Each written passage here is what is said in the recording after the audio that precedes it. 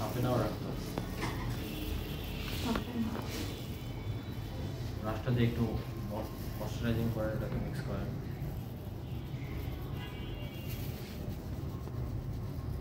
শুধু চুলের উপরে, আদার সাইড দরকার। যদি আপনি পাউডারটা অ্যাপ্লাই করতেছেন সেখানে ব্রাশটা দিয়ে মিক্স আপ করবেন, যাতে কালারটা পুরো চুলের মধ্যে বসে যায়।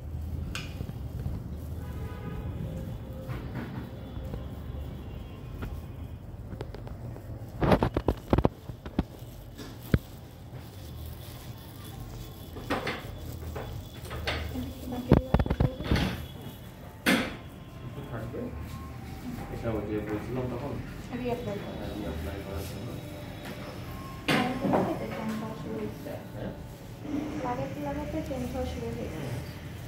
এটা কারণ বলতে কেন? কারণ অলরেডি ওনার চুলে কালার করা ছিল।